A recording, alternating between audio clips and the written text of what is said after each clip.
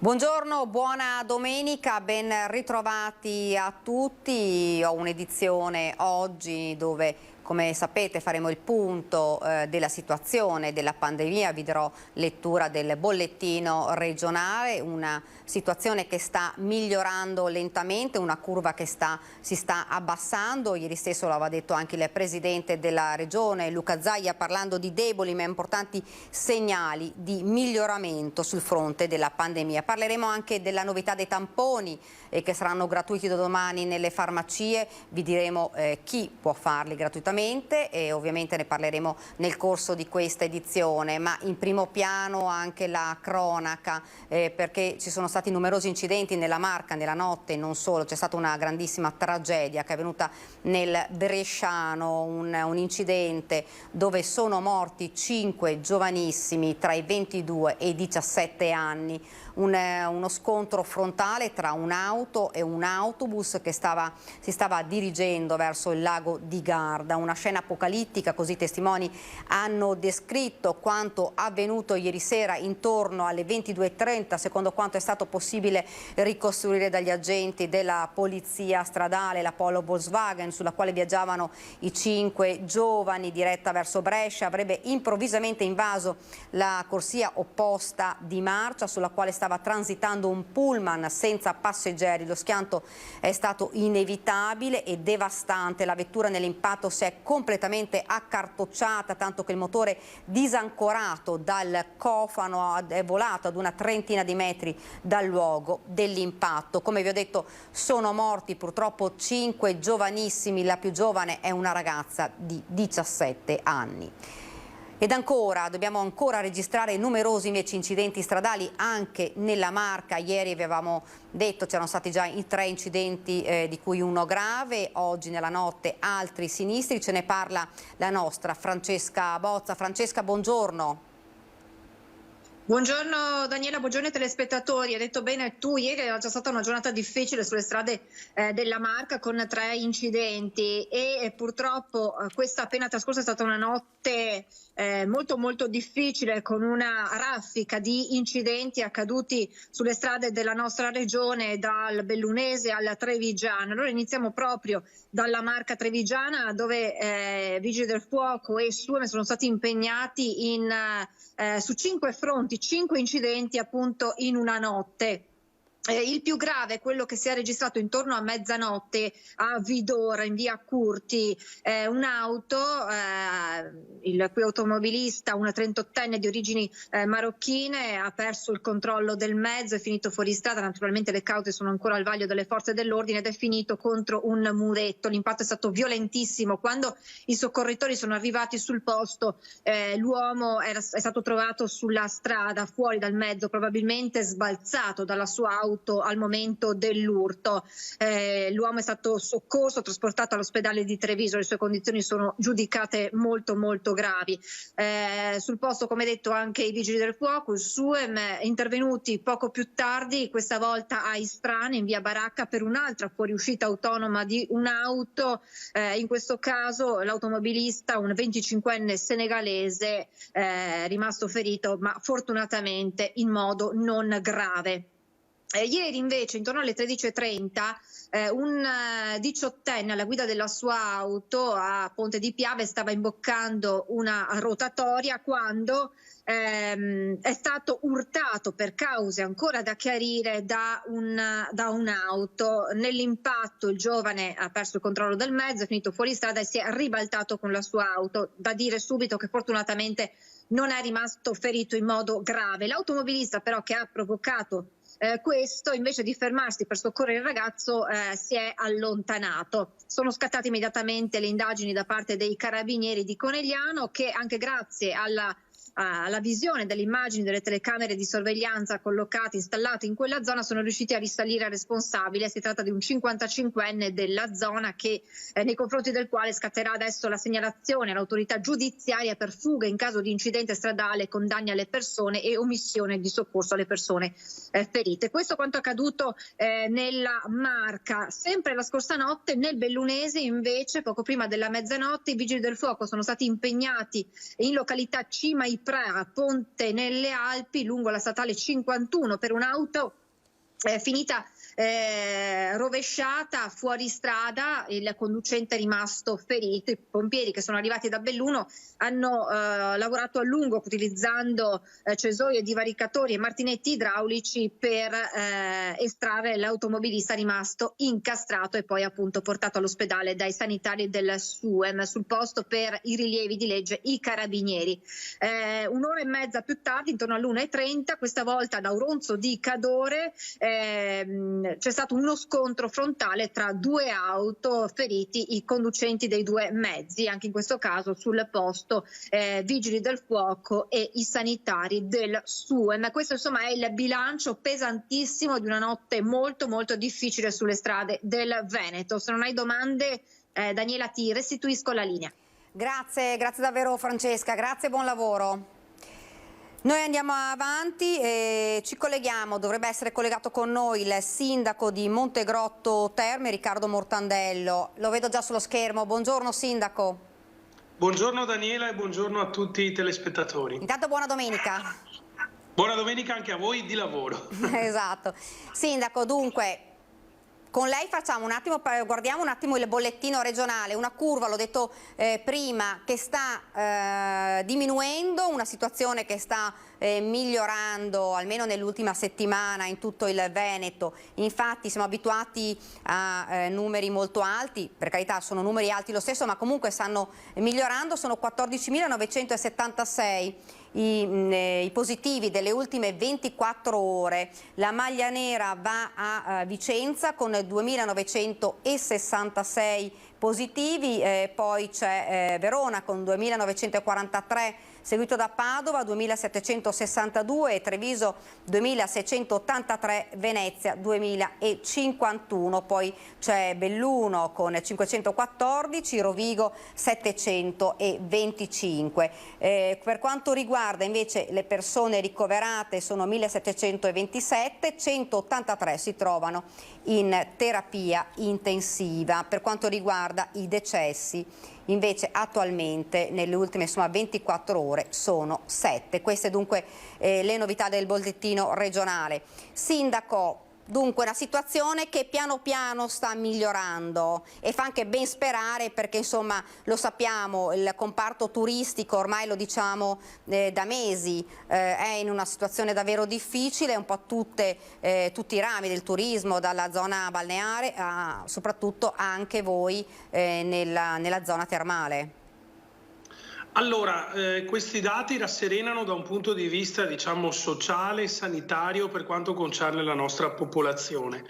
È altrettanto vero però che nonostante ci sia questo calo, diciamo, dei casi di positività e anche un'attenuazione dei casi più gravi di ricovero, per quanto concerne le dinamiche turistiche, purtroppo questa incertezza sta portando 0 prenotazioni per il periodo primaverile.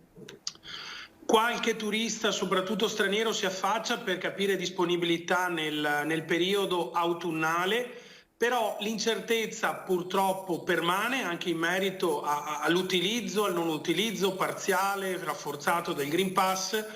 Di conseguenza l'incertezza regna sovrana per quanto riguarda le dinamiche turistiche, tanto che da un punto di vista di scenario futuro si prevede che se ci sarà un afflusso di turisti, questi arriveranno last minute, senza prenotazione e senza dare l'opportunità di organizzazione da parte degli imprenditori anche in termini di personale, perché il personale è un'altra tematica che questo Covid ha messo alla luce la fragilità di personale sempre più precario nei nostri alberghi, che durante la pandemia ha preferito trovarsi un lavoro stabile piuttosto che vivere nell'incertezza, nonostante anche gli aiuti dati dal governo. Quindi la situazione per quanto riguarda il turismo è esplosiva e speriamo che le istituzioni di ogni ordine e grado, e ci metto anche le amministrazioni comunali, capiscano che serve trattare l'imprenditoria alberghiera e le dinamiche turistiche in maniera differente.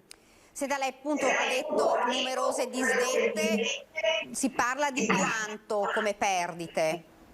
Ma non si tratta neanche di disdette, si tratta proprio di mancate prenotazioni.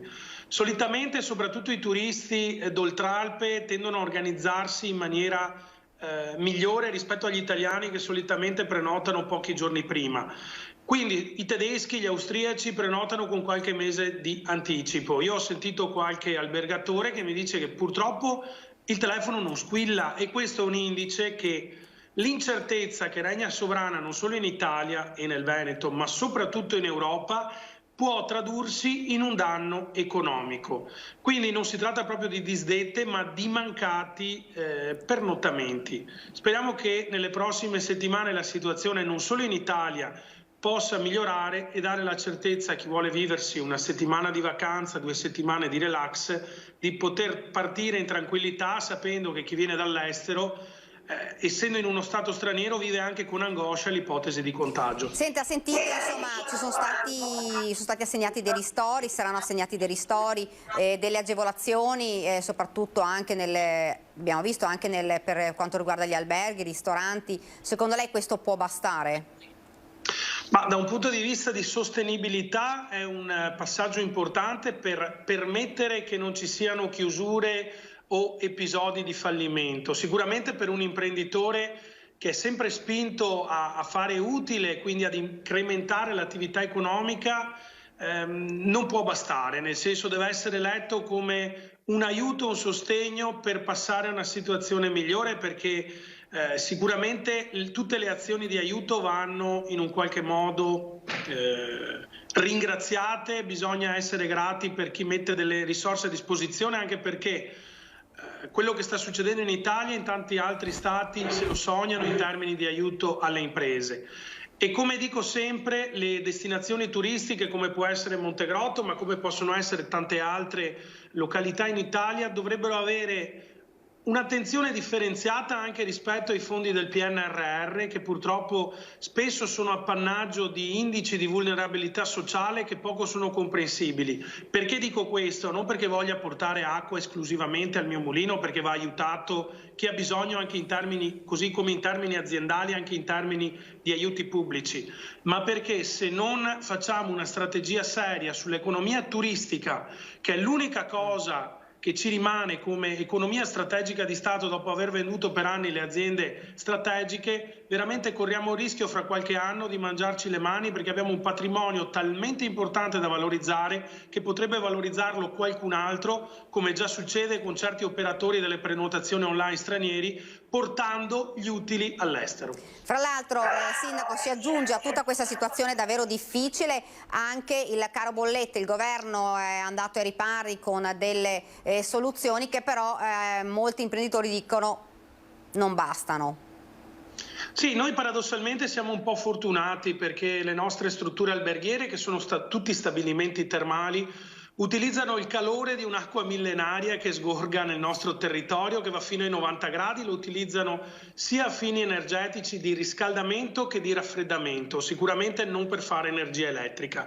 Quindi se da un lato siamo tutelati da questi rincari, è altrettanto vero che se questi rincari vanno a colpire la filiera produttiva che alimenta gli alberghi, penso a tutti i fornitori, rischiamo che questo vantaggio competitivo dell'utilizzo dell'acqua termale calda si tramuti in un vantaggio di poco conto. Quindi purtroppo anche da un punto di vista energetico anni di mancate politiche strategiche energetiche ci portano a vivere situazioni di disagio dove se chi ci vende l'energia alza un po' il prezzo mette in crisi un intero sistema produttivo. Ecco, parliamo anche del nuovo DPCM con le nuove regole, l'abbiamo visto, insomma più o meno erano attese e già si sapevano, però per quanto riguarda il Green Pass nei negozi, nelle banche, nelle poste, secondo lei questo insomma è una soluzione almeno insomma per cercare ancora di dare un'altra, insomma di arginare questa pandemia? Come abbiamo visto comunque i dati stanno migliorando. Ma qui c'è il grande tema delle vaccinazioni, adesso verranno rese obbligatorie per gli over 50. Tutte azioni, conoscendo Draghi, conoscendo l'azione politica di Draghi, mi sembra un po' troppo mediate forse per la prospettiva del Quirinale di Draghi. Adesso che i giochi si faranno, spero ci sia un'accelerata sull'obbligatorietà del vaccino e su fare chiarezza, perché anche questi cambi di normative, penso ad esempio alle questioni scolastiche, gettano in confusione intere famiglie, interi sistemi, facendo un po' venir meno la fiducia nello Stato. Quindi lo Stato in questa partita, come è stato, deve esserci, deve dare delle indicazioni chiare e precise che sicuramente, valutate da tecnici, da scienziati, aiutano a portarci fuori da questa impasse, perché anche i cambi di DPCM, di normativa, non favoriscono la fiducia e anzi generano spesso confusione, che poi si riversa in interpretazione che i sindaci, penso a tutta la materia scolastica, ai trasporti e chi più ne ha più ne metta. Bisogna avere il coraggio di fare scelte forti, come Draghi in parte ha fatto, per uscirne il prima possibile. Lei mi diceva appunto ovviamente che la situazione è davvero difficile, per non parlare di crisi, insomma, nel comparto turistico, ovviamente anche quello termale, degli albergatori, dei ristoratori. Che cosa si spera in questo momento? Cosa si guarda? Perché qualcuno diceva ormai guardiamo direttamente verso Pasqua. Ma io sarei un po' più pessimista, guarderei verso l'autunno per avere delle certezze. Cosa si spera? Si spera che ci sia anche da parte degli imprenditori stessi più accuratezza a intercettare quelle risorse che il governo stanzia. Penso al bonus terme, perché sono occasioni che possono permettere non solo di acquisire degli introiti rapidi, ma soprattutto di far conoscere le peculiarità del termalismo, della vacanza termale, del turismo termale, che prima della pandemia stavano subendo un rallentamento molto deciso. La pandemia paradossalmente può essere un elemento utile anche in chiave di riabilitazione post-Covid, per riscoprire che le terme non sono solo vacanza, ma sono anche un modo di vivere come l'ozium degli antichi romani, per riacquisire energie e per essere, diciamo, dei veri combattenti in una società sempre più evoluta, sempre più competitiva e che sarà sempre più alla presa con fenomeni di emergenze. Quindi bisogna guardare con positività anche alle negatività che stanno succedendo, sperando che si inneschi una nuova concezione di turismo termale e che soprattutto lo Stato identifichi delle politiche strategiche, ma penso anche in termini di urbanistica, in termini proprio di gestione differenziata di tutte quelle destinazioni che possono rappresentare da un punto di vista strategico degli introiti per l'economia dell'Italia. Ecco, le faccio l'ultima domanda, poi la lascio.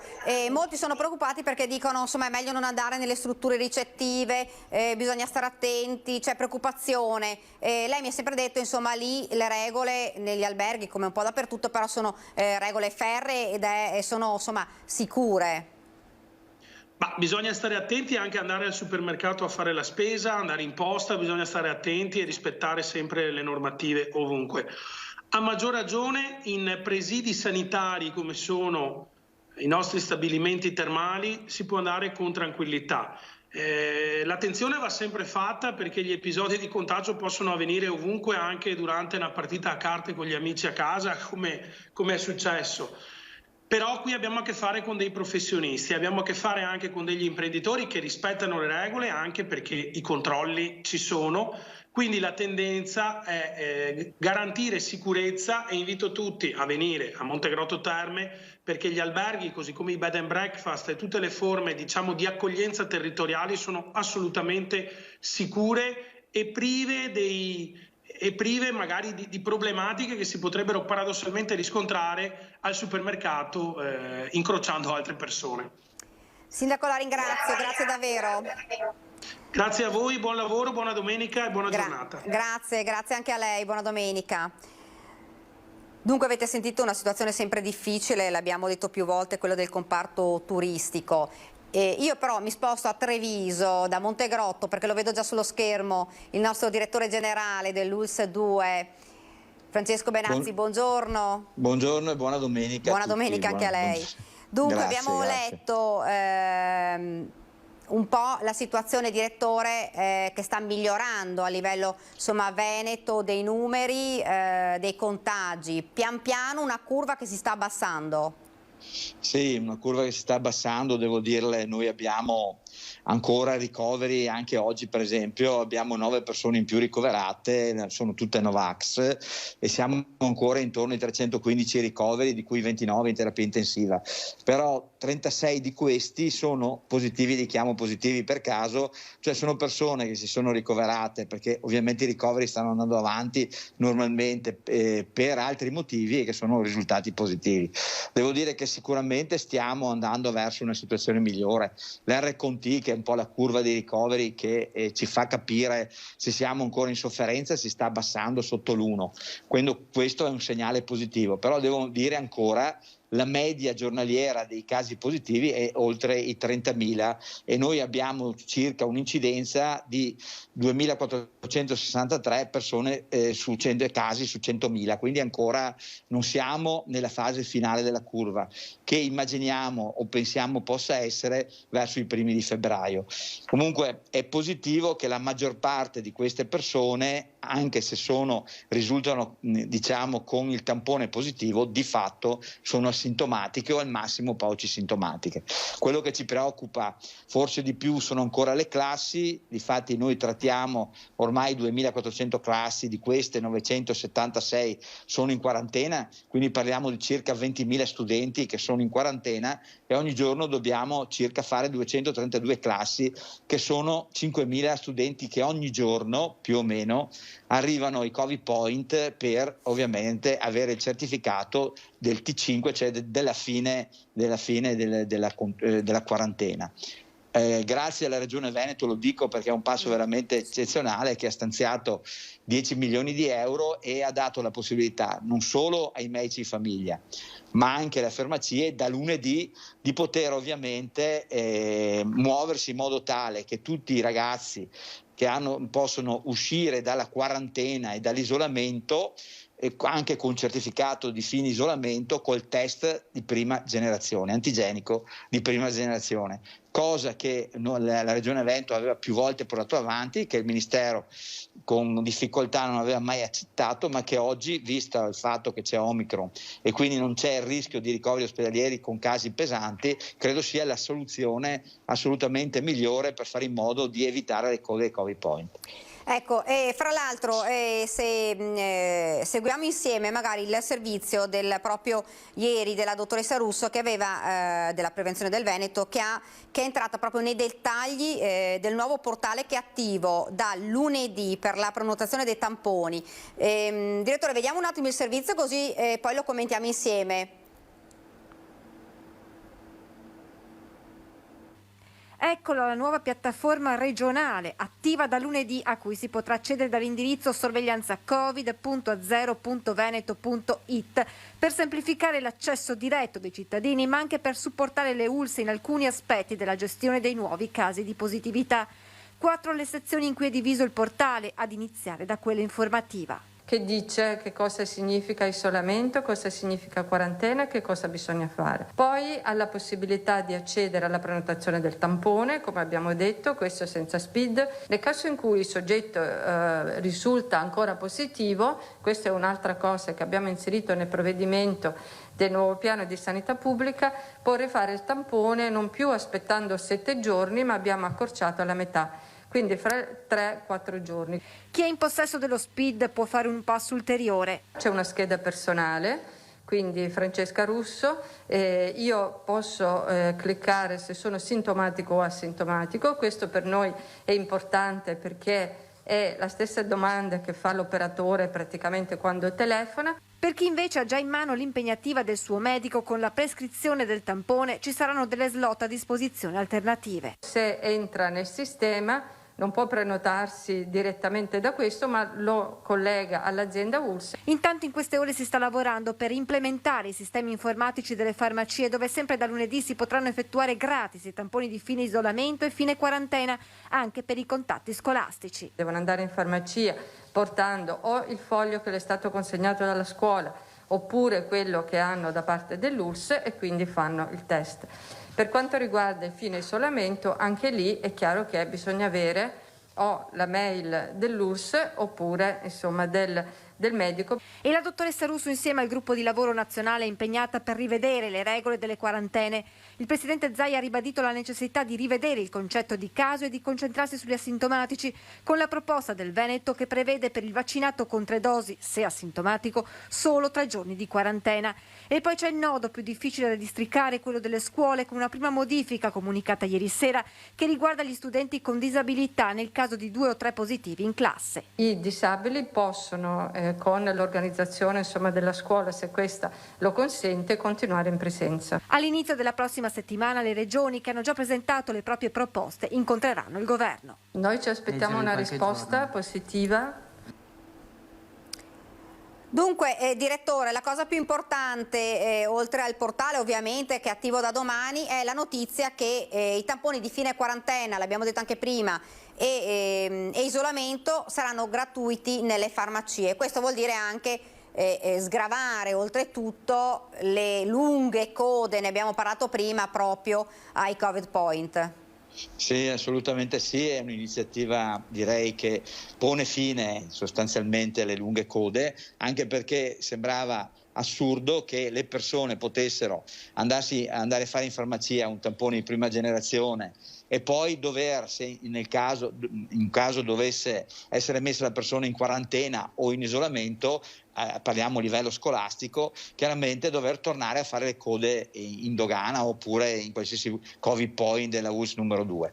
In questo modo, stanziando questa cifra, oltretutto il soggetto oggi andrà da lunedì, andrà nelle farmacie non pagando, perché poi ovviamente la regione con quei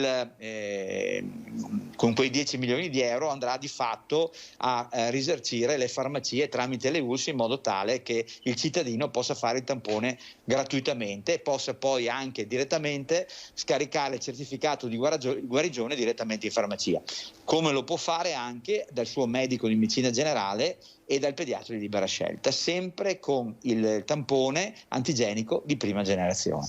Ecco, perché lo vogliamo ricordare, ovviamente sono tantissimi i medici, i sanitari, gli infermieri che sono occupati nei Covid Point con la richiesta massiccia che abbiamo avuto nell'ultimo periodo, e questo crea comunque problemi anche nelle strutture sanitarie, perché ovviamente i medici vengono spostati per un altro servizio.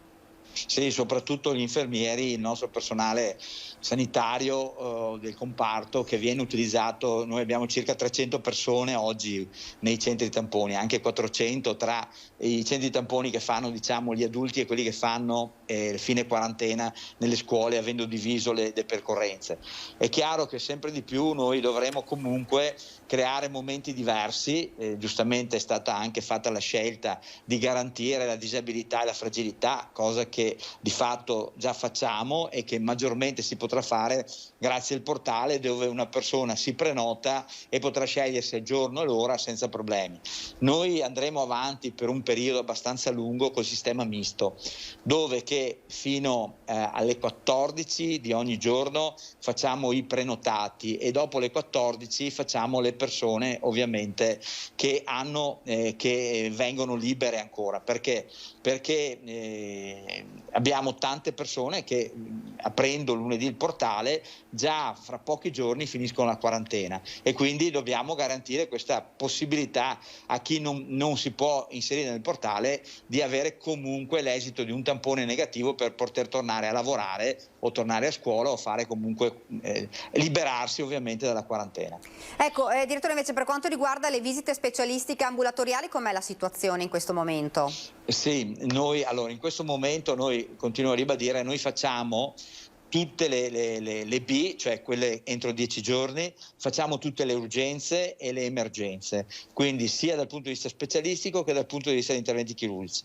Addirittura facciamo anche altri interventi nei limiti ovviamente dell'organizzazione. Faccio presente che abbiamo 240 persone che sono risultate positive e che sono a casa in quarantena, e abbiamo altrettanti, forse di più, persone che non avendo voluto effettuare la vaccinazione sono ovviamente state messe a casa in base al decreto legge 44, per cui ovviamente abbiamo un numero ridotto di persone, quindi stiamo ovviamente garantendo le vaccinazioni. Anche ieri abbiamo fatto 8.214 vaccinazioni, soprattutto tante prime dosi, quasi 800, e anche ragazzi minori da 0 a 5 11 circa 600. Quindi stiamo garantendo le vaccinazioni che, come dimostrato, sono quelle che ci salvano dall'entrare in ospedale o andare in terapia intensiva, e poi i punti tampone. Quando avremo messo a regime insieme col portale, insieme farmacie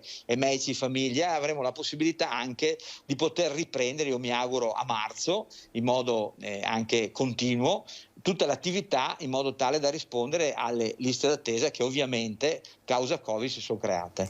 Ecco, ha parlato lei adesso delle vaccinazioni, e ricordiamo che anche oggi al Covid, poi al centro di San Vendemiano c'è la possibilità di vaccinare i bimbi 5-11 anni senza come open weekend. Certo, sì, questo lo manteniamo sempre, ogni sabato e domenica, proprio perché capiamo benissimo che i genitori sabato e domenica sono più liberi, riescono a portare i loro figli perché hanno piacere di esserci, quindi cercheremo di garantire sempre in assoluto, quindi tutto il mese di gennaio, tutto il mese di febbraio, questi Open Day, chiamiamoli così, sabato e la domenica, Vax Day, dove appunto da 5 a 11 anni le persone, come i cinquantenni, ovviamente anche gli over 50, possono accedere liberamente senza iscrizione nel portale. Ecco, come sta andando la vaccinazione di questa fascia d'età 5-11 anni? Ma sta andando bene, direi, perché stiamo aumentando la percentuale. Avevamo una percentuale molto bassa, intorno al 20%, oggi stiamo viaggiando intorno al 36-37%. È chiaro che serve ancora un impegno maggiore, ma è dimostrato che ormai purtroppo che anche i minori si ammalano di Covid e anche qualche minore va in ospedale. Noi mediamente in questi un mese e mezzo abbiamo avuto circa ogni settimana dai 6 ai 7 bambini ricoverati con Covid. Quindi è chiaro che se noi vacciniamo questi ragazzi proteggiamo loro, proteggiamo i loro genitori e proteggiamo anche i loro nonni. Quindi io credo che sia fondamentale vaccinarli, tenendo anche conto che la vaccinazione poi ci aiuterà a superare veramente ed arrivare alla fine di questa maledetta pandemia che veramente ci sta logorando tutti, sia dal punto di vista psicologico sia dal punto di vista dei rapporti sociali. Quindi credo che sia fondamentale che ci impegniamo tutti a vaccinarci sempre di più ed arrivare finalmente a una normalità che stiamo gognando da tanto tempo. Ecco, lei ha parlato anche di prime dosi con parecchie persone che si sono convinte a vaccinarsi, ma anche come dosi booster, abbiamo visto dai dati sono in aumento. Sì, le booster ormai siamo arrivati, anche ieri abbiamo fatto 7.244 booster quasi, sì, quindi dei numeri veramente importanti. Dopo noi nel conteggio li lasciamo a parte, ma comunque sì, sono tutte persone che avendo fatto il ciclo vanno a farsi l'iniezione che rafforza la loro ovviamente difesa rispetto al virus, quindi abbiamo un'ottima risposta. Ormai negli over 80 persone fragilissime abbiamo superato l'86%, quindi siamo in quasi l'87%, siamo una copertura molto importante, soprattutto per gli over 80, che sono le persone più fragili. Non a caso nei centri servizi, cioè nelle case di riposo, abbiamo diversi anziani, circa 200 positivi, però asintomatici, però che stanno bene, che dopo 5 giorni si negativizzano. Quindi la vaccinazione ha dimostrato che ci protegge ovviamente dalla patologia. Ecco, un'ultima domanda, ovviamente gli anziani già si domandano, ma ci sarà la quarta dose? Ovviamente ancora non si sa nulla di ufficiale, però insomma questa potrebbe essere la strada.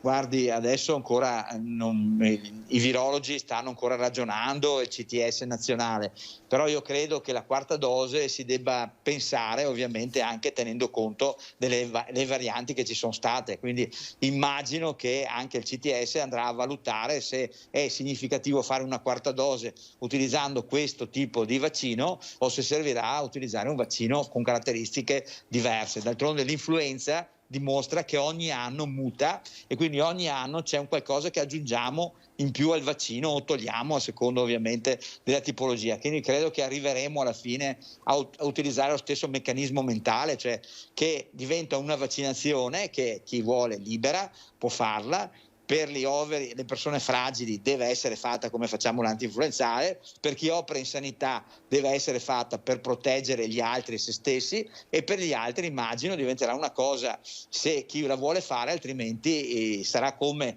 un'influenza, che anche l'influenza, ricordiamocelo, purtroppo se le persone fragili non si vaccinano vanno in ospedale, stanno male, fanno le polmoniti e qualche volta si muore purtroppo anche di influenza. Ecco, un'ultima domanda, dottor Benazzi, ne ha parlato adesso lei, l'influenza arrivata, com'è la situazione? Anche perché noi parliamo sempre del Covid, ma c'è anche l'influenza. Certo, l'influenza, abbiamo avuto, i medici di famiglia hanno fatto un buon lavoro, abbiamo vaccinati molte persone fragili con il vaccino antinfluenzale, infatti li abbiamo messi in protezione. Purtroppo tanti non si sono vaccinati e ricordo a me stesso, a tutti, che gli ospedali sono aperti e stiamo ricoverando tantissime persone, tantissime, perché noi parliamo di Covid, ma il Covid è il 30%, il resto che ricoveriamo sono persone che ovviamente hanno altre patologie. All'interno di questo 70% che noi ricoveriamo, un 30% sono patologie correlate ai virus antinfluenzali o parainfluenzali. Quindi stiamo ancora ricoverando persone extra Covid causa influenza o parainfluenza. Quindi, come vede, i virus stagionali continuano a imperversare. L'anno scorso ne abbiamo avuto meno per due motivi: uno perché eravamo chiusi e due perché adesso abbiamo l'obbligo di mascherina, ma avevamo sempre l'obbligo di mascherina. Grazie davvero, grazie direttore. Buona giornata e buona domenica. Grazie, buona domenica anche a lei. Noi adesso ci fermiamo proprio per qualche istante di pubblicità, poi torniamo in studio con altri ospiti e anche continuiamo a parlare di Covid, ma anche di cronaca.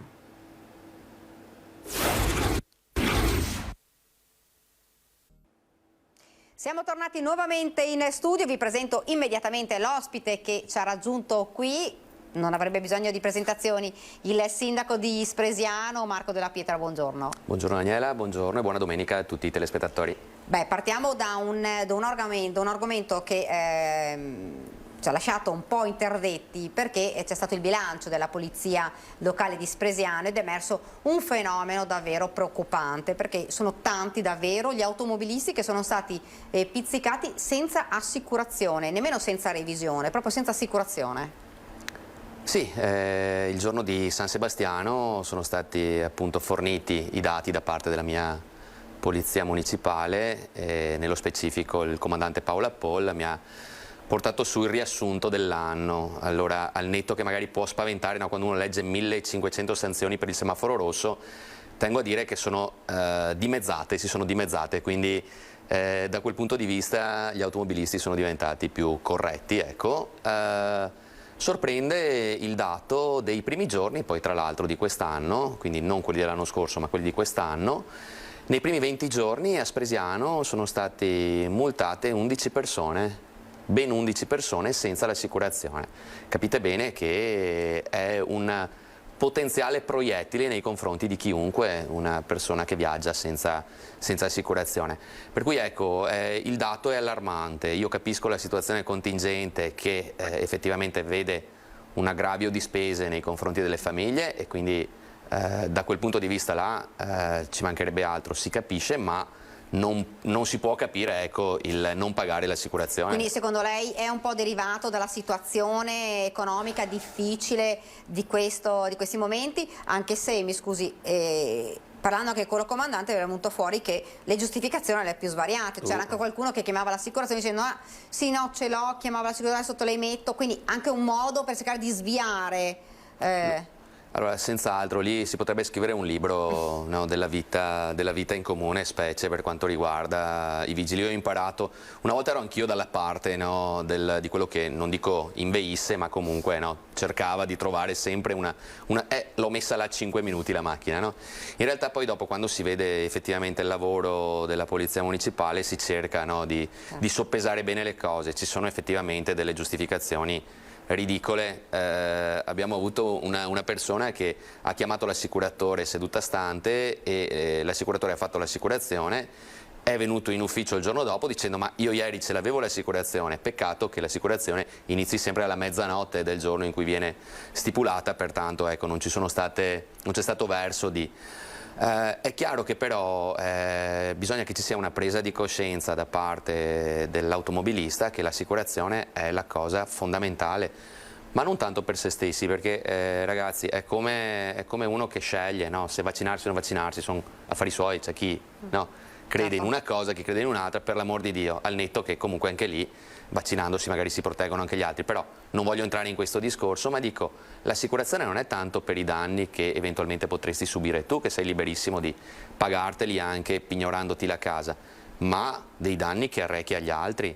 Ripeto, viaggiare senza assicurazione significa avere un'arma, e un'arma che tra l'altro non sai nemmeno quando adoperi, per cui ed è un fenomeno che è cresciuto in maniera esponenziale, 11 in 20 giorni, capirete. Attenzione, non è che noi stiamo a controllare 24 ore su 24, quindi tenete conto che magari si fa un'ora di pattugliamento al giorno su questa cosa, perché con i targa system si riescono a beccare sia chi non paga la revisione, sia soprattutto appunto chi non paga l'assicurazione, e quindi in poche ore questi sono i dati, e sono dati che debbono far pensare. Parliamo anche del Covid, insomma situazione che sta leggermente migliorando, l'abbiamo detto, ne abbiamo parlato anche col direttore dell'ULSS 2 Benazzi, una pressione ospedaliera che comunque ancora si sente e però e anche tantissime, continuano ad essere tantissime le classi che sono in quarantena, è una situazione difficile perché poi sentiremo anche una mamma imprenditrice proprio con i figli che sono in DAD, e una situazione quindi complicata per le famiglie. E tante persone, tanto personale che manca nelle scuole, con presidi che cercano ovviamente di andare a riparo, l'abbiamo visto anche con l'IASILEA, l'abbiamo visto anche in altre zone, si cercano insegnanti temporanei che possono essere anche studenti di quella scuola per cercare di arginare questo problema. Sindaco. Io non voglio fare la voce fuori dal coro e non giudico nemmeno le azioni di chi che sia. Trovo che però l'andare all'arruolamento di persone, per amor di Dio non dico non competenti, però non adibite a ruoli particolari, mi pare francamente un po' eccessivo. Se lo proponessero nel suo comune qualche preside? Io fortunatamente non è una decisione che deve prendere il sindaco, per cui per l'amor di Dio, certo è che fatta così si tratta più di babysitteraggio che non di scuola, perdonatemi, però è evidente che poi dopo mi si dica no, ma cerchiamo le persone più formate. Io ricordo che per insegnare ci vuole la laurea, io ho mia moglie che insegna alla scuola dell'infanzia ed è laureata per insegnare alla scuola dell'infanzia. Con tutto il rispetto che ho per l'idraulico che si propone dopo per amor di Dio adesso mi verrà detto no, ma non... A ognuno il suo, io credo che questo sia, stiamo andando un po' alla deriva da questo punto di vista qua, perché è come se a me mancassero dei vigili urbani e dicessi benissimo, dai, chi è che viene a fare il vigile? Mi propongo, sindaco. Non so quanto convenga, no, non lo so, mi pare che si stia andando un po' oltre quello che è il limite. Tuttavia massimo rispetto per colleghi e per istituzioni che decidono di fare questo tipo di scelta. Io non sono proprio d'accordissimo. Forse bisognava pensare prima, vista considerato la situazione epidemiologica in corso, magari di posticipare l'apertura. Ora tutti diranno sì, bravo, e noi dobbiamo andare a lavorare. Corretto, giustissimo. Però permettetemi, io sono genitore di una bambina di 3 anni e di una di 11 e ho la moglie che lavora alla scuola dell'infanzia, per cui sono proprio il prototipo di quello che rischia di... Mia figlia maggiore ha fatto 5 quarantene, per dire. Allora io, da genitore, preferirei mi si dicesse guardate, si inizia la scuola il 1° febbraio, mi organizzo, perché mi organizzo, devo fare comunque di necessità virtù, però almeno ho delle scadenze. Ora sapete meglio di me che dalla mattina alla sera, se non da ora ad ora, ti dicono guardate che la classe è in quarantena, per cui devi anche organizzarti in maniera molto più veloce e si rischia che sia un continuo, per cui questo forse a posteriori è facile fare questo tipo di analisi, per cui... Però molti, insomma, quando c'è stato l'inizio, qualcuno già aveva pensato forse, visto che eravamo nell'apice dei contagi, poteva essere, questo avrebbe cambiato. Non si sa. Non si sa, di certo. Però sta diminuendo adesso. Forse sì, però sono passate anche delle settimane e vi dico, la situazione non è proprio ancora no, così rosea, per cui non è facile decidere. Però ecco, lì francamente mi pareva abbastanza evidente, il numero di contagi era in aumento. Poi tra l'altro sappiamo bene che anche la regolamentazione delle quarantene piuttosto che dei casi positivi è un po' complicata e di certo anche questo non aiuta. Ecco, mi permetto, visto che sono qui, comunque di fare un appello al netto di come uno la possa pensare riguardo vaccini, Green Pass, eccetera, eccetera. Nel momento in cui si fa la sorveglianza scolastica e quindi anche nei giorni che passano dal famoso T5 ai 5 giorni successivi, no? Si fa un tampone al T0, poi si fa un tampone al T5 e poi c'è la sorveglianza scolastica con i bambini in presenza, che quindi vanno a scuola, che però devono limitare il più possibile gli spostamenti. Ecco, io raccomando davvero di limitarli, perché altrimenti si rischia che sia un circolo vizioso. E allo stesso tempo, ancora di più, raccomando di rispettare la quarantena. Non è che perché il bambino sia negativo e allora possiamo fare tutto quello che si vuole. No, assolutamente no, perché questi giorni dal giorno in cui si è infettato magari il compagno a quando vengono fatti i tamponi e i giorni successivi si è sempre dei potenziali positivi, per cui stiamo attenti. Tra l'altro proprio ieri abbiamo dato notizia di 2 persone fermate in macchina, 2 ragazzi padovani,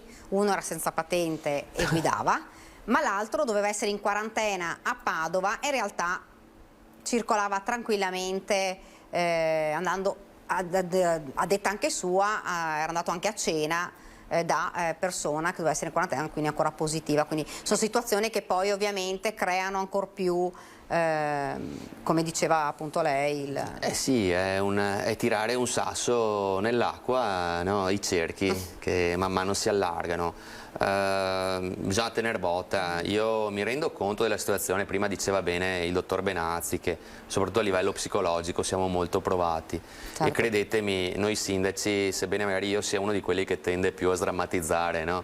E magari ad avere anche dei momenti di leggerezza, insomma, stiamo facendo il nostro e ne abbiamo di carico sulle spalle. Però ecco, ormai ci siamo dentro e quindi quando ci si è dentro bisogna darsi da fare, sperando che, è chiaro che poi dopo quando senti parlare di 4ª dose, 5ª dose, 6ª dose... un po' come il vaccino influenzale, sì, diceva giustamente. Dà un po' fastidio, ecco, però ragazzi bisogna tornare a vivere, perché qua io vedevo anche oggi, di domenica, pochissima gente in giro, tantissimi locali chiusi, che una volta invece vedevi rigogliosi e pieni di gente, una volta, 3 anni fa. Esatto. Per cui ecco, stringiamo un po' i denti ancora. Ecco, noi abbiamo parlato delle soluzioni, insomma, adottate da alcuni dirigenti scolastici del Trevigiano, e rimaniamo sempre in tema di scuola, perché i dirigenti scolastici oberati di lavoro, parliamo nel Vicentino, dettato dal numero dei contagi di classi, rivolgono l'appello al governo per modificare il protocollo di gestione dei casi e parlano di situazione diventata davvero insostenibile. Sentiamo, poi la commentiamo con il sindaco. Sta succedendo che la scuola è pesantemente in sofferenza, e quello che noi richiediamo è che ci sia maggiore chiarezza e soprattutto si dovrebbe intervenire sulle procedure. Ciò che noi segnaliamo non ha alcun significato di lamentazione di alcun tipo, ma deve essere inteso come un contributo per migliorare la situazione, che ad oggi è molto pesante e in qualche caso insostenibile. Semplificare il protocollo di gestione dei casi di positività in classe è l'appello accorato che arriva dai dirigenti scolastici, che sottolineano un cortocircuito di competenze, ironizzando sull'acronimo DS. Non siamo direttori sanitari, dicono, ma dirigenti scolastici. Non siamo naturalmente un'autorità sanitaria, e il decreto prevede che noi diamo comunicazione alle famiglie e agli studenti dei provvedimenti che vengono assunti. Noi comunichiamo quelli che sono di diretta nostra competenza, e cioè a dire la didattica in presenza o a distanza. Questi sì sono provvedimenti di nostra competenza, ma diamo conto anche di ciò che il decreto legge prevede, e cioè la quarantena o l'autosorveglianza. In questi due casi ovviamente non si tratta di provvedimenti di nostra competenza, ma sono provvedimenti di competenza dell'autorità sanitaria nel SISP. Storture figlie del periodo che fa i conti con l'elevato numero dei casi da dover gestire e con problematiche ad esso correlate, come la difficoltà di reperire supplenti per sopperire al personale sospeso, che incide in minima parte rispetto ai numeri invece di chi è in malattia. Salti mortali per garantire il servizio, attingendo a graduatorie e messe a disposizione, ma trovare docenti di matematica, fisica, chimica e informatica resta un problema. Cerchiamo di andare a reperire le migliori qualifiche nella situazione data. Ed è tanto più difficile trovare le migliori qualifiche nelle materie che prevedono una laurea di tipo scientifico, che come tutti sanno sono molto richieste nel mercato del lavoro.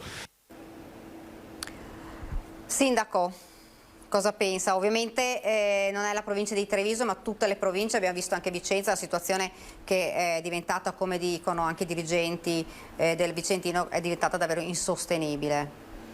Ma è evidente che si va dal collasso quando appunto sono previste c'è un protocollo che prevede che i positivi giustamente rimangano a casa, e quindi è il gioco delle quarantene, no? Quindi è normale che tutti i settori in realtà vengano colpiti, le scuole in maniera maggiore in questo momento, però io se penso anche al comune, anche in comune avremo bisogno di assumere, già noi siamo sottodimensionati strutturalmente, perché non si sa come mai in Veneto, o meglio nella provincia di Treviso, abbiamo circa 3 dipendenti ogni 1000 abitanti, quando la media nazionale ne prevede 6. Poi magari si va in altre regioni, magari non proprio a noi contermini, e si vede che ce ne sono 12 ogni 1000 abitanti. Quindi ecco, già noi siamo metà di quelli che dovremmo essere. Mettici un po' di quarantene, un po' di ferie, giustamente, un po' di tutto quello che ruota attorno a una situazione lavorativa, e ti trovi in difficoltà. Quindi alla fine chi ci rimette? Chi è il cittadino che non ha il servizio immediato, ecco.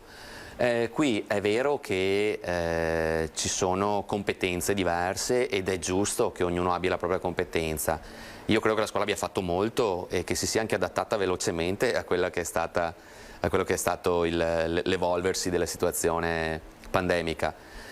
Tuttavia credo anche che si debba stringere i denti, cioè è una situazione comunque contingente, io almeno me lo auguro, perché poi dopo si avrà anche il problema inverso, cioè nel momento in cui poi si andrà a recuperare risorse ufficialmente, si rischia poi di non sapere neanche come impiegarle, oppure che venga il solito discorso: sì, vai, fai un passaggio a tempo determinato e poi dopo. Quindi anche qui è un susseguirsi di tentativi, ahimè. Ed ecco, se dovessi recriminare su qualcosa di questi 2 anni, è proprio il fatto che ancora non abbiamo certezze di alcun tipo. Questa forse è la cosa che più mi spaventa, perché andiamo avanti giorno per giorno e non abbiamo una programmaticità che ci permetta di dire: va bene, quando finirà, poi dopo sarà così. Anche perché abbiamo visto che purtroppo anche in altri paesi dove la situazione sembrava migliore e dove la vaccinazione era iniziata prima, purtroppo poi si sono trovati comunque in una situazione ancora difficile, quindi si va avanti mano tipo Israele, a mano. Esatto. Per esempio. Esatto. Israele è preso come... Esatto, sì, come esempio un po', sì, nel senso che ci sono tante varianti, la situazione non è facile, è comunque un virus che muta anche in maniera veloce. Ma lì, vedi, io sono dell'idea, poi dopo è un'idea mia, perché anch'io nei social, no? Sai che uso ogni tanto i social? Assolutamente, non la leggiamo mai. No, però io sono sempre stato, ho sempre detto qual è la mia idea, e ho sempre detto che tollero, no, anzi tollero è brutto come termine, accetto l'idea di chiunque, purché se ne parli con ragionevolezza, no? Quindi anch'io vengo attaccato spesso, no? e volentieri. Però c'è una cosa della quale sono convinto, magari sbaglio, però è una mia convinzione. L'OMS aveva parlato che entro i primi 6 mesi del 2022 tutti i paesi del mondo avrebbero avuto il 70% di dosi, no? Quindi un 70% di copertura vaccinale. Allora a me piace andare a vedere, c'è un sito, tra l'altro è collegato anche a dei quotidiani nazionali importanti, per cui non è un sito fake o fatto da... no? In cui si vanno a vedere le percentuali di vaccinazione. Io prendo ad esempio il Mali, ma non chiedetemi perché, mi è venuto da puntare il mouse lì, e a una decina di giorni fa il Mali aveva il 4% di prime dosi della popolazione e il 2% di seconda dose. Pari a zero. Sì, capite bene che noi in Italia in realtà abbiamo quasi il 90%, quindi il nostro l'abbiamo fatto al di là del 10% di... Perché poi circolano le persone, ci sono viaggi di lavoro. Siamo in un mondo globalizzato, ma ad oggi non siamo arrivati nemmeno al 40% che doveva esserci al 31 dicembre, per cui capite bene che fin tanto che non si arriverà a una vaccinazione globale di massa, noi potremo avere anche il 100% in Italia di infettarci lo stesso, di fatto. Quindi ragioniamo anche in questi termini. Ecco, io credo che magari i paesi un po' più strutturati, diciamo così, potrebbero anche pensare che piuttosto di spendere soldi in continue azioni volte ad arrivare a domani, magari potrebbero anche acquistare i vaccini eventualmente per i paesi più poveri e fare un atto del genere, facendo i calcoli proprio così e facendoli anche per eccesso e non per difetto, con 50 miliardi di euro e, ripeto, la sto sparando alta, si potrebbe arrivare a una copertura vaccinale importante a livello mondiale. Questa è l'idea di Marco Della Pietra, che non è nessuno, e quindi però mi pare abbastanza ragionevole anche. Sindaco, rimanendo sempre in tema Covid, ma non solo, adesso non so se abbiamo la pubblicità, vediamo poi se la regia ci indica qualcosa. Ieri manifestazione Novax, un'altra manifestazione Novax a Padova. Insomma, siamo abituati ormai agli insulti ai giornalisti, gli insulti alle istituzioni, una situazione insomma difficile, e sappiamo anche insomma diversi sindaci della Marca che sono stati minacciati dai Novax, una situazione che davvero, ecco, anche questa sta diventando davvero intollerabile. Ma sì, ma allora nel momento in cui la protesta è lecita ed assolutamente è una delle forme più democratiche, ecco, per esprimere le proprie idee. Tuttavia, quando si trascende in violenza, che può essere, attenzione, non solo la violenza fisica, allora si sbaglia. I toni si sono sicuramente alzati, per non dire esasperati. A me ieri uno ha scritto, solo perché ho fatto un video in cui dicevo che i nostri volontari hanno il Green Pass, mi ha detto se sono scemo o corrotto. Per dire, io ho risposto magari sono entrambi, così, no, giusto però ecco, credo che sia importante dall'altra parte abbassarli i toni e sia anche sinonimo di intelligenza, per cui ecco, cerchiamo di sempre smorzare il tutto. Ci fermiamo, c'è la pubblicità, qualche istante torniamo in studio.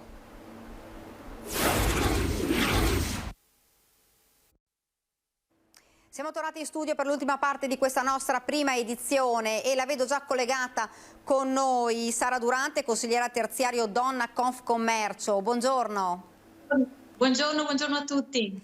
Dunque, ne abbiamo parlato ampiamente durante questa edizione di DAD, di scuola di situazione davvero in crisi. Lei è una mamma, è una titolare di un negozio e anche i suoi figli sono stati o lo sono ancora in DAD, con tutte le difficoltà che poi comporta questa situazione. Sì, sicuramente. Diciamo che si aggrava la già cronica difficoltà delle donne imprenditrici, insomma. Noi rappresentiamo il 32% del... Si è scollegato, vediamo se riusciamo a ricollegarci con Sara, che fra l'altro ci aveva anche anticipato proprio che aveva dovuto portare i suoi figli in negozio perché non c'erano possibilità e quindi non poteva lasciarle a casa. Eccola qui Sara. Sì, ecco, sì, è caduta la linea. Pronto, mi sente? La sento bene adesso, sì. Ok, sì. Dicevo appunto che non è facile essere mamma e essere donna imprenditrice in questa situazione, perché sono 2 anni che ci hanno messo veramente la dura prova e mancano però i sostegni concreti o dei format che possono aiutare le donne imprenditrici in particolare a uscire, diciamo, da queste situazioni. Ecco, lei ci diceva figli in DAD e che è stata costretta a portare in negozio con ovviamente immagino la difficoltà poi dei clienti che arrivavano. Esattamente, sì, per fortuna i miei figli non erano in isolamento fiduciario, quindi dovevo solamente gestire la DAD, perché nel caso in cui tu abbia anche i figli in isolamento fiduciario non puoi proprio muoverti da casa, perché almeno per la mia esperienza sono 2 bambini della scuola primaria, non sono in grado di fare da soli un collegamento, di supportarlo, perché succede che poi cade la connessione, non si sente bene, a volte ci sono dei disturbi nella linea, quindi è veramente impensabile sperare che loro possano cavarsi da soli a quell'età. Quindi devi decidere o come me, sono stata fortunata in questa ultima settimana, tra l'altro è molto recente, che loro non erano in isolamento fiduciario, per cui ho potuto portarli al lavoro, collegare 2 strumenti, quindi lo strumento di casa portato e un altro strumento che avevo in negozio a disposizione dell'altro figlio, perché 2 classi diverse, 2 orari di DAD diversi, e cercare anche di lavorare tenendo il negozio aperto. Quindi ringrazio i miei clienti che sono stati comprensivi sotto questo aspetto, perché quando uno a un certo punto ti chiama e ti dice mamma non vedo più la maestra, oppure è caduta la connessione, tu devi cercare di fare un po' la mamma a quel punto, perché il lavoro viene dopo. Signora, mi scusi, un momento solo, guardi, ho mio figlio qui, devo dargli una mano. Quindi sono anche molto gentili, devo dire, sotto certi aspetti, perché capiscono, però non è facile. In quel momento devi fare questo e quello.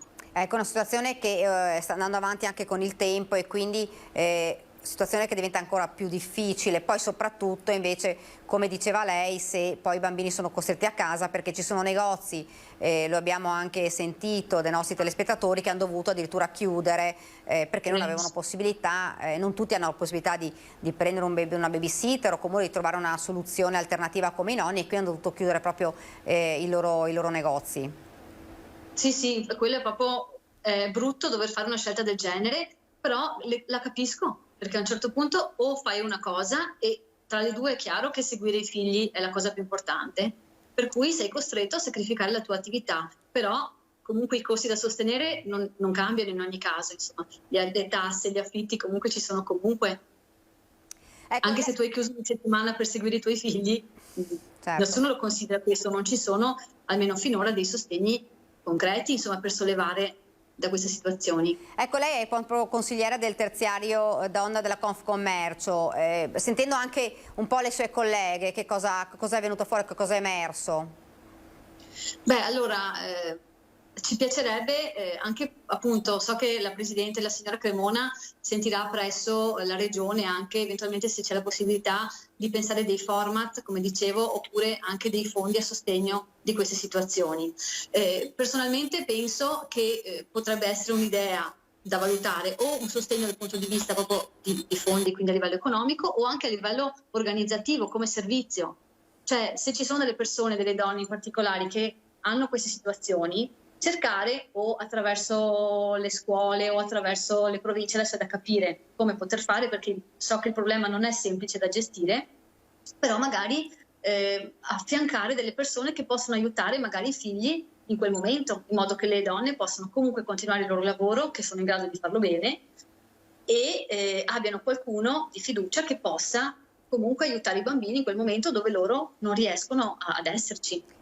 Fino ad ora, secondo lei, la Regione non è riuscita da questo punto di vista a dare una mano? No, non sto dicendo che non sia riuscita, sto dicendo che c'è del lavoro da fare, perché magari fronteggiando la pandemia ci siamo dimenticati di valutare le conseguenze che una speciale fetta della popolazione, come quella rappresentata appunto dalle donne imprenditrici del Trevigiano, avrebbe potuto avere. Insomma, siamo dimenticati di valutare questo aspetto come tanti altri, insomma nessuno si aspettava tutto quello che è arrivato.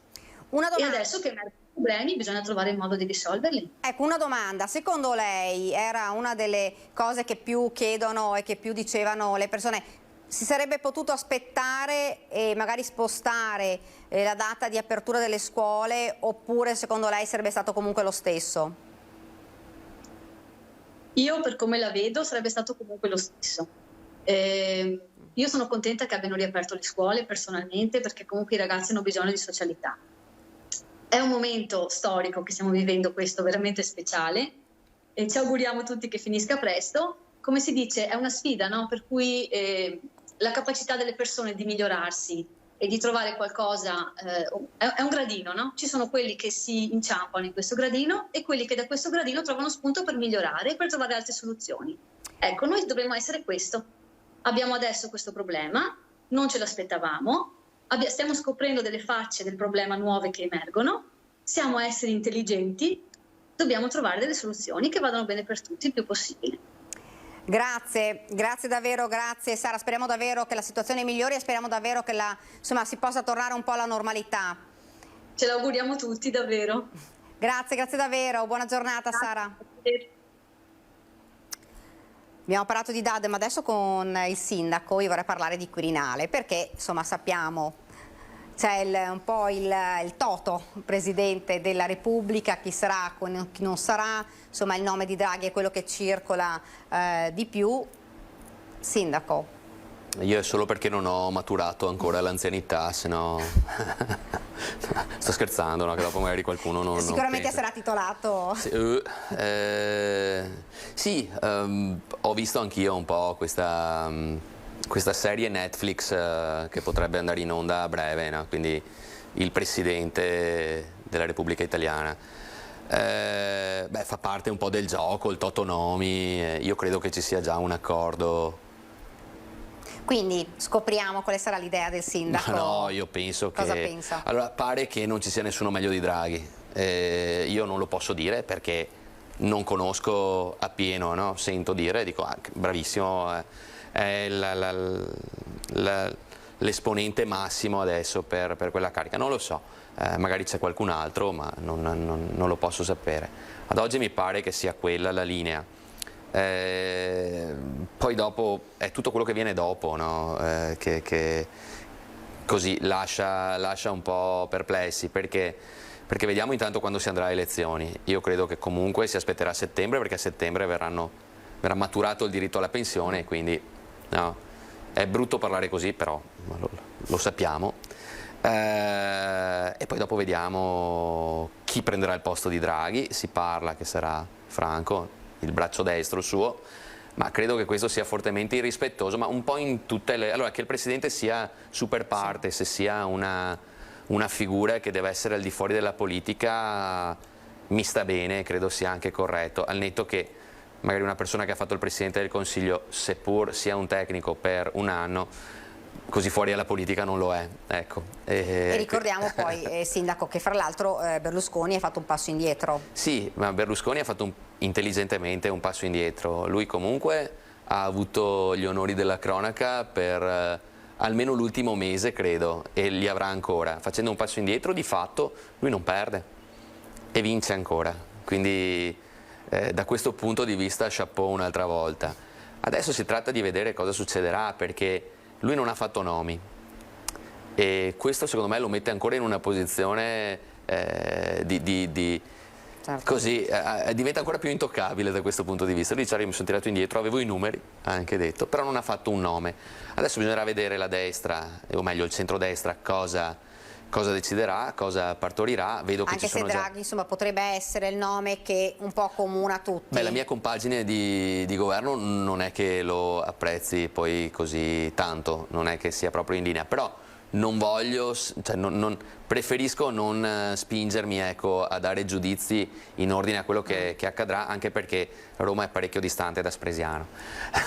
Però ecco, credo che questa forma di governo tecnico, il fatto che ci siano questi tecnici, si parla tanto, no? Ci si riempie la bocca, no? con questa parola, e io credo che sia fortemente irrispettoso nei confronti dei cittadini che sono andati a votare. Qui si apre un altro terreno in ordine alla legge elettorale, che dovrebbe essere sicuramente cambiata, perché come avviene nei comuni sotto i 15.000 abitanti, se uno prende un voto più dell'altro è giusto che governi, ha fatto bene viene rieletto, ha fatto male viene mandato a casa. Credo che questo sia democraticissimo. Chiamare il tecnico, e ne abbiamo avuti negli ultimi anni di tecnici al governo, credo sia anche un modo affinché la politica eletta se ne lavi le mani, e questo lo trovo ancora più ingiusto nei confronti dei cittadini che ci credono. Infatti abbiamo una disaffezione alla politica incredibile. C'è una sfiducia da parte dei cittadini. Sì, di fatto io credo che i tecnici debbano fare i tecnici, e un politico non può prescindere dall'avere un buon tecnico al proprio fianco, esattamente come un sindaco non può prescindere dall'avere degli ottimi collaboratori a livello di PO, di dirigenze. Quindi credo che ognuno debba avere il proprio ruolo, e quello del Presidente della Repubblica può starmi bene, non magari dopo un periodo passato a fare il Presidente del Consiglio, però può starci. Ecco, quello del Primo Ministro invece credo che debba essere un luogo fortemente politico. Certo. Il tecnico ha le mani libere, può fare quello che vuole. Allora un tecnico decide che si aumentano le tasse, ma l'ha deciso il tecnico, e allora tutti no, non è così che funziona. Ecco, una domanda: se dovesse essere eletto Draghi al posto di Draghi, secondo lei, altro Toto? Io parlavo in un'altra trasmissione di una cosa simpatica, no? Che il fatto di non aver maturato l'anzianità per essere eletti toglie dai giochi di fatto dei protagonisti assoluti. Io mi immagino se Renzi o Salvini avessero avuto l'età per essere eletti Presidenti della Repubblica, secondo me sarebbe assistito davvero a una cosa incredibile, altro che serie Netflix. Per cui ecco, credo che magari si rimetteranno in gioco certi nomi per quel ruolo. È chiaro che io presumo che si andrà avanti traghettati, quindi molto probabilmente sarà un tecnico, e un tecnico di fiducia di Draghi, si andrà avanti per 6-7 mesi e poi magari si andrà al voto subito dopo. Se si tira avanti fino al 2023 vorrà dire che questo traghetto sarà un po' più lungo, ecco. E torniamo a parlare invece degli argomenti che riguardano anche noi, e parliamo dei controlli, perché un altro, siamo partiti dal bilancio della Polizia Locale di Spresiano, e fra il bilancio c'erano anche i controlli di tutte le normative, ormai tante, di tutti i DPCM, sono tanti, anti-Covid, e abbiamo sentito che la situazione insomma è abbastanza tranquilla, poche le violazioni, a parte in un caso abbiamo visto particolare oltretutto. Sì, appunto in realtà c'è stata una sanzione, mi pare, esatto. Adesso non voglio ricordare male. Pertanto ecco, i controlli si risolvono nella maggior parte delle volte in una raccomandazione più che in una diciamo che in una sanzione, ecco. Anche lì comunque non è così semplice gestire la cosa, nel senso che fino a qualche tempo fa, se non altro, la scusante era pronta, no? Sai, ho la mascherina giù perché sto bevendo il caffè, o perché, sì. Però è vero anche che andare a sanzionare per certe cose diventa difficile. Già il rapporto cittadino-istituzione si è logorato in questo periodo. Se si va ulteriormente a incidere, ecco, si rischia davvero che crolli il tutto. È vero che però i controlli vanno fatti, e quindi le raccomandazioni e via dicendo. Io sono uno che appoggia fortemente questo tipo di approccio. Chiaro è che se poi dopo non si capisce, allora si va oltre, giustamente. Certo. E abbiamo visto il DPCM ultimo, insomma, che era già atteso, ma si sapeva, già circolava con Green Pass base, Green Pass rafforzato, Green Pass base nelle zone delle poste, banche, eccetera. Questo secondo me... Tabaccai. Anche c'è stato, E questa era una delle cose che più chiedevano, i tabaccai col Green Pass come tutti, e invece i Green Pass, lo ricordiamo, non vengono richiesti quando si vanno nei supermercati o comunque nelle farmacie o dove ci sono i beni di prima necessità, anche se sottolineiamo, nei supermercati si può comprare tutto, perché era stato un po' il problema effettivamente. Secondo lei questa situazione è un po' è difficile poi, perché ci sono mille sfaccettature di fatto. Io ricordo i supermercati all'inizio della pandemia, quando venivano sigillate alcune zone, sì, perché non si poteva acquistare determinati prodotti. Guardate, io non entro nel merito delle decisioni, perché come ho detto prima, prendere le decisioni non è facile e un sindaco ne sa qualcosa. Tuttavia io immagino, se al posto di Draghi a prendere questo tipo di decisione ci fosse stato il buon Conte, cosa sarebbe successo? L'avesse fatto Giuseppe Conte, sarebbe venuto fuori. E io, attenzione, non sono un estimatore, però sto dicendo come cambiano, ecco, gli equilibri anche magari da parte delle stesse persone rispetto, ecco, a una decisione presa da una persona che può andare bene e da una che invece bisogna per forza abbattere. Trovo che, ecco, questa decisione non sia sicuramente una cosa risolutiva.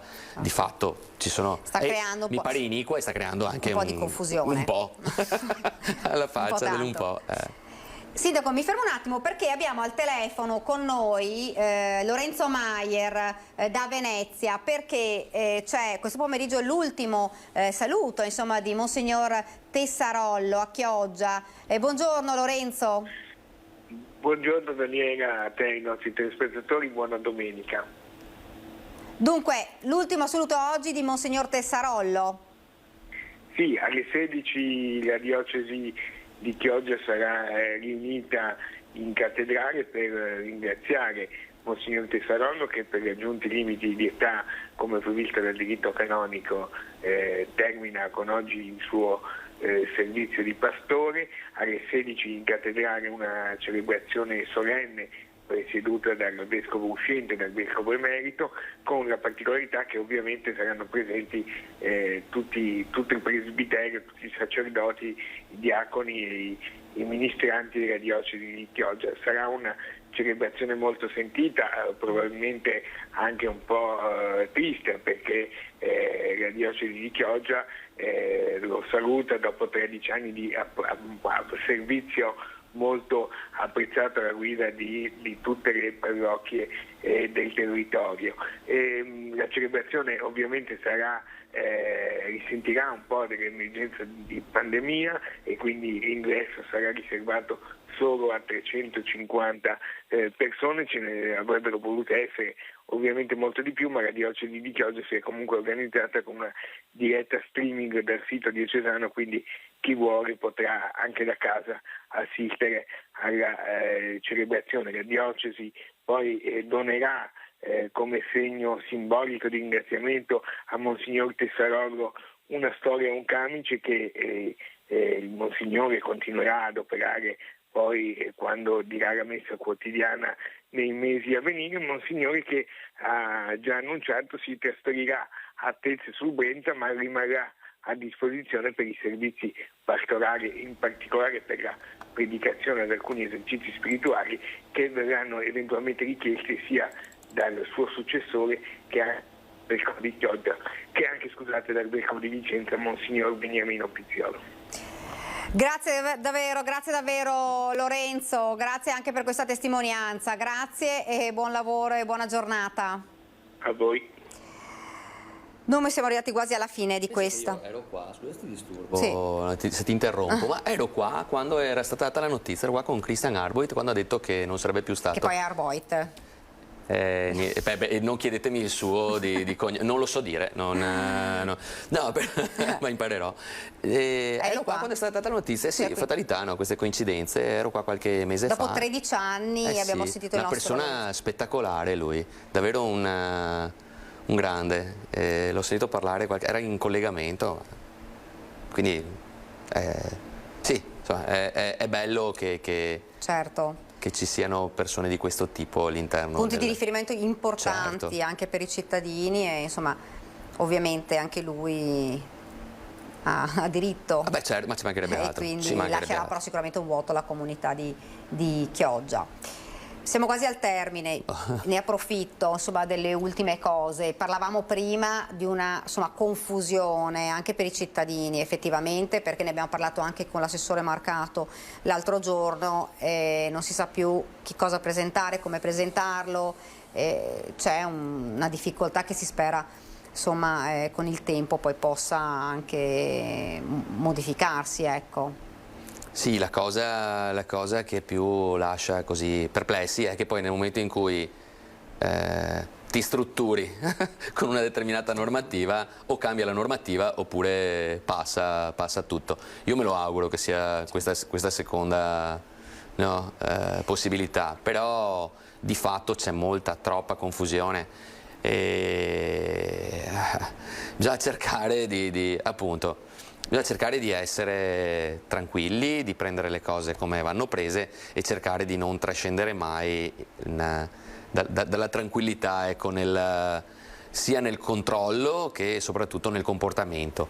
E poi c'è tutti anche una sorta, ne abbiamo parlato prima Sindaco, anche una sorta di esasperazione ormai comunque da parte sia dei cittadini ma anche dei commercianti. Tutti, ma anche le istituzioni stesse. Ormai si è raggiunto, non dico, spero è il culmine, ma in realtà poi dopo meglio non dirle certe cose, perché già un anno fa diciamo chissà che, e invece siamo ancora qua. Un po' tutti siamo esasperati e ciò non toglie che comunque, ripeto, mi pare di essere, potrei fare concorrenza al Monsignore, cerchiamo di essere sempre calmi, tranquilli e di mantenere, sono anche vestito di bianco, quindi capite, non ce la faccio andare a fare il Presidente della Repubblica, ma miro a no, scherzo, però ecco, cerchiamo di essere sempre umani, perché di brutto, ecco, in questa pandemia, al netto di tutte le tragedie che sono accadute, però c'è anche una forte cattiveria, una forte dose di cattiveria che tutti quanti abbiamo messo in campo. Cerchiamo di, Certo. Andiamo a correre piuttosto, dai, che me lo stai per dire. Ecco, perché ho visto sui social che il sindaco effettivamente oggi si è dato alla corsa. Sì, no, bisogna, mi sto inquartando, no? Come si dice, sono una volta e mezzo quello che ero quando sono stato eletto, per cui bisogna trovare il sistema per mangiare meno, non ci riesco adesso, quindi no, scherzo. Sì, un po' di attività fisica fa bene, perché solo che comincio, quest'anno ne faccio 46, quindi vado verso la curva. Esatto, no? E quindi bisogna solo che non sto dietro a mia moglie, e quindi ci provo ma non ci riesco. Invecchierà anche lei, cosa volete che vi dica? No. Ciao Ale. Ecco, noi siamo arrivati al termine. Io vi ricordo purtroppo la tragedia che è avvenuta nel Bresciano, un'auto che si è schiantata frontalmente contro un autobus che si stava dirigendo verso il lago di Garda. 5 giovanissimi sono morti, tra i 22 e la ragazza più giovane, 17 anni, una tragedia che ovviamente colpisce l'Italia intera. Io ringrazio il sindaco per essere stato con noi, grazie davvero per aver accettato il nostro invito. Ringrazio anche i registi Francesco Cerone e Marco Gagliazzo che ci hanno seguito passo dopo passo in questa diretta. Vi lascio dunque alle previsioni del tempo, vi ricordo questa sera il nostro telegiornale di Treviso. Grazie davvero per averci seguito, arrivederci.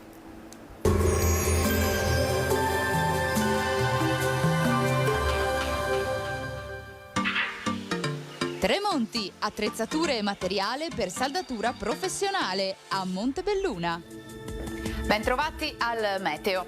Continuano ad affluire correnti artiche sul nostro territorio. Ci attende una domenica stabile ma con clima freddo. Vediamo la situazione nel dettaglio. Sul Veneto possibili locali nebbie sulla pianura durante le ore più fredde, ma in rapido sollevamento con il passare delle ore. Sarà una giornata in prevalenza soleggiata, come vediamo, con cielo sereno o al massimo velato. Temperature minime sotto zero dappertutto, 1 grado a Venezia, massime sui 7-9 gradi. Spostiamoci ora sul Friuli Venezia Giulia. Anche in questo caso tanto sole, il cielo sarà terso e limpido e non sono previste piogge. Temperature minime tra -2 e 2 gradi, massime sugli 8-10 gradi. Infine diamo uno sguardo alla situazione meteorologica del Trentino Alto Adige, dove sarà soleggiato dappertutto, qualche addensamento, specie sui settori più settentrionali, ma senza ulteriori conseguenze. Temperature minime intorno a -2, -1 grado, massime sui 9 gradi all'incirca. Dal meteo di Antena 3 per ora è tutto, grazie per l'attenzione, arrivederci.